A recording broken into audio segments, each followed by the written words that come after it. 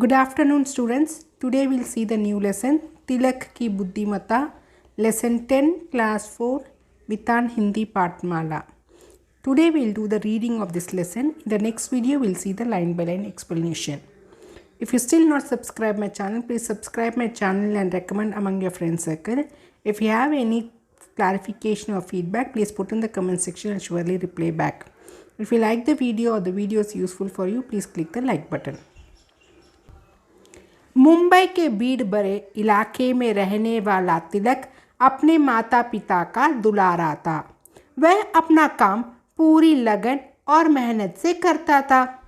उसकी माँ का विश्वास था कि तिलक एक दिन उनका नाम रोशन करेगा। अपनी बुद्धिमानी और निर्णय लेने की क्षमता के कारण वह अपने साथियों में भी खासा लोकप्रिय था। हमेशा की तरह इस बार भी तिलक ग्रीष्मावकाश में अपने चाचा जी के घर जा रहा था। चाचा जी का घर मुंबई के दूसरे छोर पर था। जब मम्मी उसका सामान बैग में रख रही थी तब उसने याद दिलाया, मम्मी मेरी गणित, विज्ञान और हिंदी की पुस्तकें भी रख देना। छुट्टियों के बाद ही मेरा यूनिट टेस्ट है। मम्मी ने उसकी पुस्तकें भी रख दी। चाचा जी के घर तिलक को बहुत मज़ा आता था। चाचा चाची उसे हाथों पर जो लिए रहते थे। जब तिलक चाचा जी के घर पहुंचा तो वह झूम उठा। चाची ने खाने में उसके पसंदीदा व्यंजन बनाए थे। उसकी छुट्टियों तो पंख लगाकर उड़ रही थी। हाँ, वह रोज़ 2 घंटे अपनी पढ़ाई भी करता था। छुट्टियों के बाद जब वह घर आया तो परेशान हो उठा। उसने मम्मी को बताया, मम्मी 2 दिन बाद ही मेरा टेस्ट है और मेरी एक किताब चाचा जी के घर छूट गई है।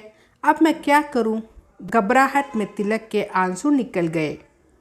माँ ने सुझाया, पापा को फ़ोन करके बोल दो, शाम को वे चाचा जी के घर से पुस्तक ले आएंगे। तिलक ने पापा को फ़ोन किया तो उन्होंने अपनी समस्या बताई। बेटा, आज ऑफिस में काम ज़्यादा है, तो मैं चाची जी से पुस्तक पार्सल करने को कह दूं? तिलक की बात सुनकर पापा हंसते हुए बोले, उतने में तो नई पुस्तक आ जाएगी। अच्छा, मैं कोशिश करूंगा। फ़ोन रखने के बाद तिलक व्यतीत था कि थके हारे पापा उसकी पुस्तक लाने इतनी दूर जाएंगे। उसका मन किसी काम में नहीं लग रहा था। वह खिड़की में से बाहर की चहल पहल देखने लगा। उसे लगा कि आज सड़क पर लोगों की ज़्यादा भीड़ है। एकाएक उसकी नज़र कुछ डिब्बा वालों पर पड़ी जो लगभग पूरी मुंबई में ही अपना खाना पहुंचाते हैं।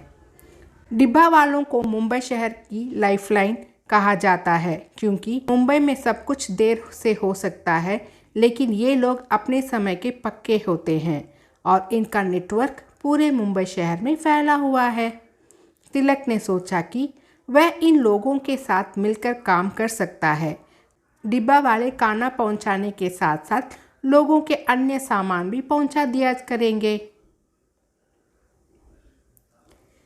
तिलक दौड़कर उनके पास गया और उनसे डिब्बे पहुंचाने की कीमत, गंतव्य स्थान, समय आदि के बारे में जानकारी प्राप्त की।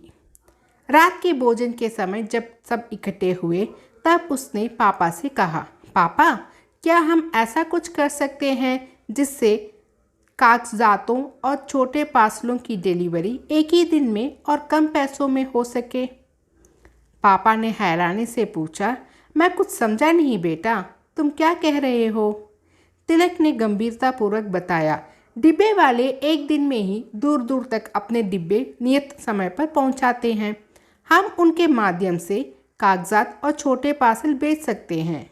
पापा ने पूछा, उससे क्या फ़ायदा होगा? ऐसे करने से लोगों को ज़रूरी सामान एक ही दिन में मिल जाएगा। तिलक ने चहकते हुए कहा। पापा को तिलक की बात में दम लगा। फिर भी उन्होंने पूछा, लेकिन डिब्बा वाले ये काम क्यों करेंगे? क्योंकि उन्हें हर पार्सल के पैसे मिलेंगे। पापा को तिलक का सुझाव पसंद आया।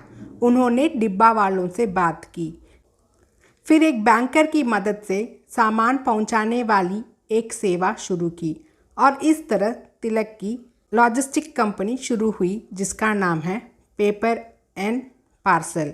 धीरे धीरे इस कंपनी से कई डिब्बा वाले जुड़ गए। बच्चों, पेपर एंड पार्सल PNP नाम की कंपनी की स्थापना के समय इस संस्थापक तिलक मेहता महज 13 वर्ष का था।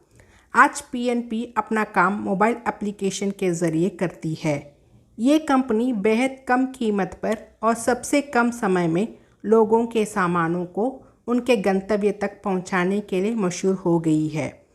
उसके इस प्रयास से जहां लोगों को अपना सामान जल्दी मिलता है, वहीं मुंबई के डिब्बा वालों की आय भी बढ़ गई है। और हाँ, तिलक ने स्कूल जाना बंद नहीं किया है। वह स्कूल से आने के बाद और छुट्टी वाले दिन अपना व्यवसाय देखता है। In the next video, we'll see the explanation. Thank you, students.